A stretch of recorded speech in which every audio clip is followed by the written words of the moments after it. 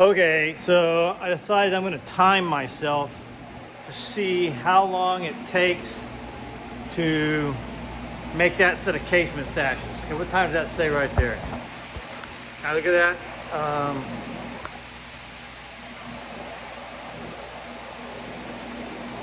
I'm going to say 4:35 because I actually got started already a little bit. I'm like, you know what? Let me just stop real quick and hit the timer at 4:35 and see how long it takes to make these sashes. Because, you know, one of the things that you have to figure in the business of window craft, okay, is how long is it going to take to make these sashes versus how long it's going to take to tweak them, repair them, make them kind of look right, you know, that kind of stuff. Then strip them down, strip the profiles, all that kind of stuff, and then start over. All right. So on one hand, one of the things that you can do, I mean, you can take the sashes, you know, rework them, whatever. Okay, how long does that take? Okay, that takes a certain amount of time. You can make a new set of sashes. That takes a certain amount of time. I gotta fit the sashes. That takes a certain amount of time.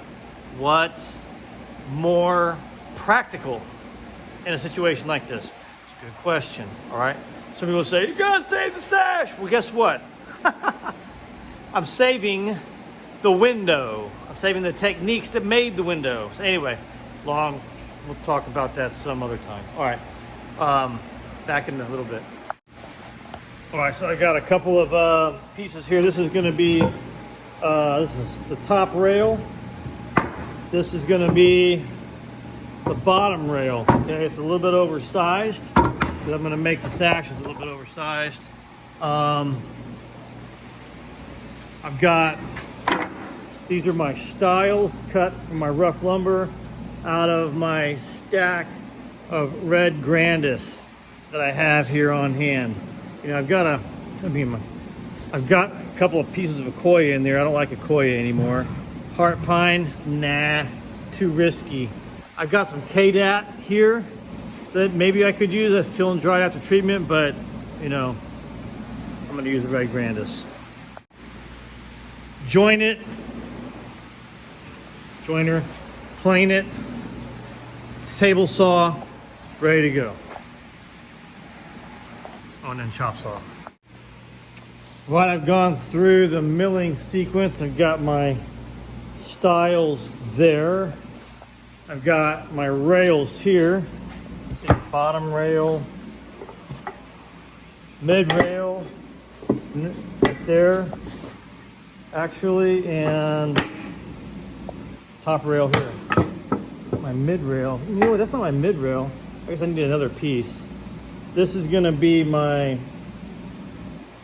3/4 inch mutton that's between my mid rail and my top rail. So I need to cut one more.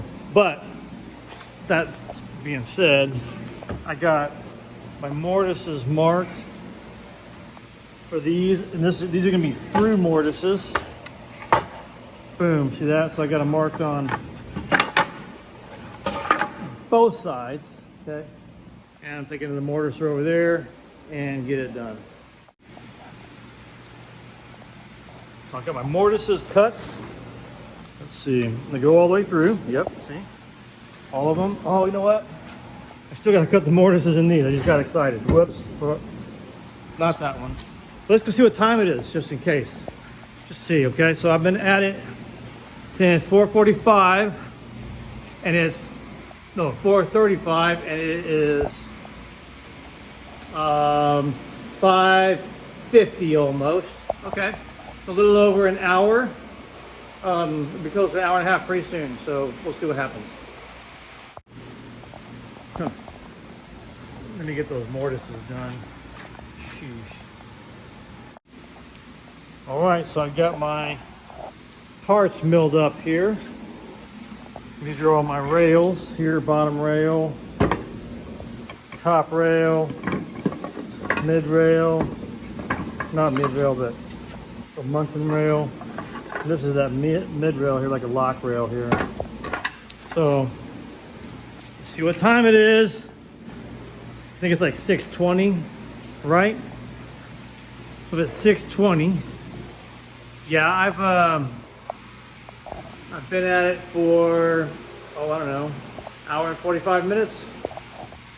So, all right, so it's time to assemble now. All right, so this little excerpt here is for my friend Ann Gunn, who's asking about making sashes at her shop in Lakeland. She has Historic Window Rescue. Anyway, she's doing good work out there. And anyway, she was asking me a question about month in length and how I determine month in length. Okay, well look, it's really, really simple, and I'll show you how to do it, all right? Okay, here we are, but just to clarify, I think we're talking about intermediary muntins, okay? How do you determine the length on those? Well, okay, I didn't make those at first, right? I hardly ever do because, you know, I've got my mortise and tenon joints here, and there's always a little bit of human error involved in where these mortises actually lined up. So the space between here and there is always just a little variable. I mean, I can get it pretty exact, but you know, I figure it's better to go ahead and fit my pieces in. Okay, I've got some pieces cut here. This is a this is that muntin there, so that doesn't count. I've got my muntins over here, and I was cutting them while I was and I was thinking about Ann here. Guys, like, let me answer her question, okay? So look, anyway, my typical tenon on the end of a muntin like that, or a rail, is 1.5 inches, okay? See that? 1.5 inches. So anyway, I do that on purpose, okay? And look, obviously, you know, this muntin is not, you know, the tenon's not going to fit right, okay? But, you know, what it allows me to do is just to keep my one setup, because I don't know if you guys know or not, but like, you know, making a tenon here, I'll use, you know, this saw here to make my tenons, you know, on both sides, okay? And it's, right now it's set up to 1.5 inches. I mean, I've even got a line marked where my fence goes, so that I can put it back really quick. All right. So what I do is I take my measuring tape out. And I don't really like this small, I like this big one. And then I measure between them, right? Between these two places, between here and there. And look, I've got 14 1/8, okay? 14 1/8. I mean, and that's a tight 14 1/8. Let's see what this one is. Did it right, it's gonna be exact, right? So 14 1/8 small. You see what I'm saying about, you know, there being a little bit of human error in that? Okay, so anyway, so when I know the distance between here and there, okay, that's this distance, right? From here to here, all right? And because my tenons are 1.5 inches, I just add 3 to my length, right? So if my measurement was 14 1/8, I'll cut my overall length 17 1/8, okay? Oops, hold on. I'm trying to do this one-handed, so forgive me, okay? Measure this guy.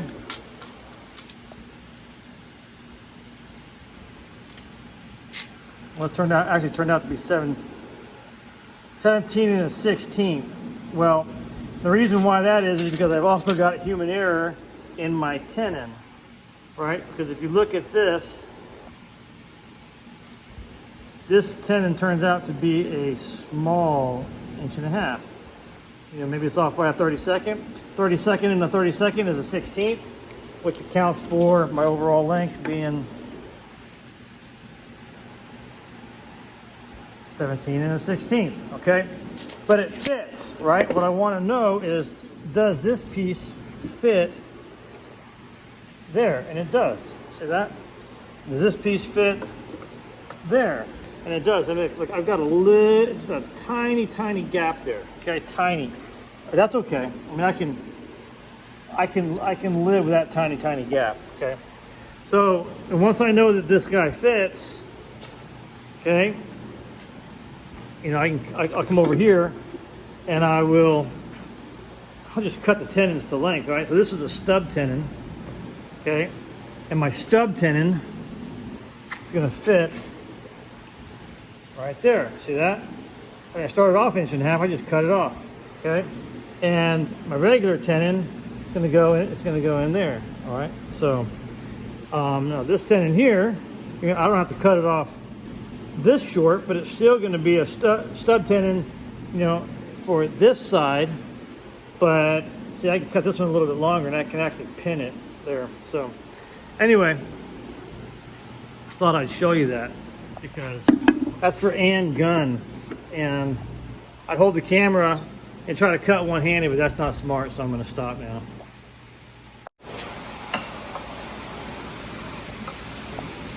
So I put it in there.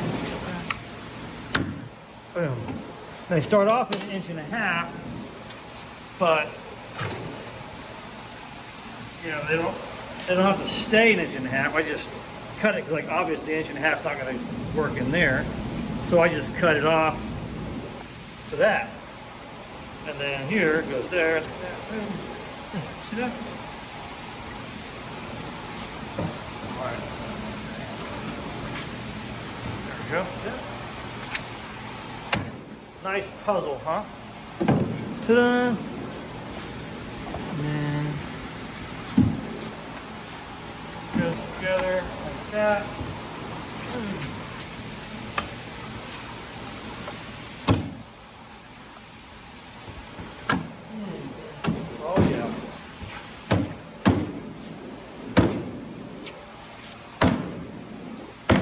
Call that my meat hammer. Isn't that nice? Oh yeah. Cool. Thanks, Chip. Okay, so it's a little after 7, and I've got the pair made. All right, but they're still not done. Got a little bit more to go. You know, they look good. You know, everything is really nice and tight. Okay, but now what I have to do in casements are crazy like this, when they're doubles, you have to put a half lap joint in the middle, all right? That, you know, so one overlaps the other. And this right one here is the one that's active, so that's gonna open first, and then this one's gonna stay shut. So I gotta put that on. So I'll get a little further to go. Okay, so now you can see, put that joint on there. So that's here. No, it's not cooperating with me.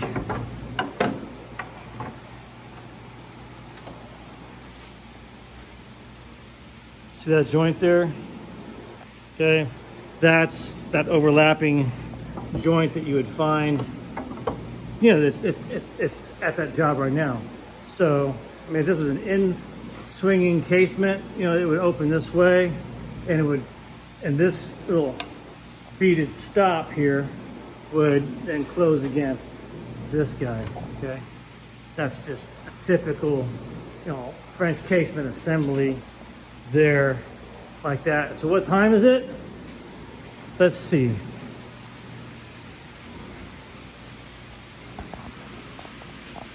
$7:30. Oh man, the 3 hours it took to make those, maybe a little bit less. Just want to show you something, check something out on these casements here. Yeah, see, these are some casements that Chip is working on right here. And see, this is a different style. Mine's at 5 degrees. This is square.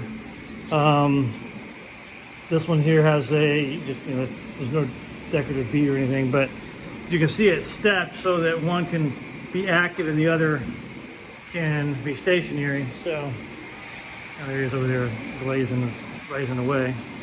So anyway, that's about how long it takes me to make, you know, a new set of windows for that opening there, you know. And so, you know, I mean, it's hard to argue with that, you know what I'm saying? So I got them right there. I've got all my setups. I mean, what are you gonna do? I mean, well, I don't know.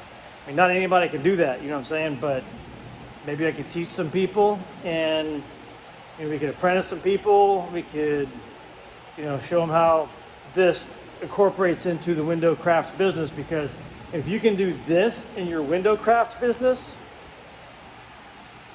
dude, there's nothing you can't do. You know what I'm saying? But it takes time to be able to do casements like this. Casements are actually easier to build than double hungs, but man, they're a lot harder to work on and to work with than double hungs. So anyway, somebody was asking me about why I do through tenons on this, because I was pointing out the other day, like these are casements and my through tenons here, you know, see that? Well, here's the reason why. Is because whenever I'm doing this, okay, and I'm making these cuts here, it always exposes the mortise and leaves me something to fill. So I figured, you know what? Why not just go all the way through with the tenon, and that way it's already filled when I'm done. And anyway, that's a good looking joint. So that's something there. Other thing too is this bead here. That's just a regular bit from Home Depot, just a Freud. And technically speaking, it's the wrong size. And nobody will know the difference but me, but now you will. I used to have one that was the right size. You're supposed to be a little bit bigger, you know, but you know Home Depot, I mean, they've got, everything is just a little bit off. Everything's wrong enough, you know, so that you can't do the right thing with it. So, so you're forced to buy their corporate products, right? So anyway, I know you got to shop there for some things, but gosh, if you're going to avoid it, just avoid it. Anyway, that's this video for today. Let me hear what you think. All right, love you guys. Bye.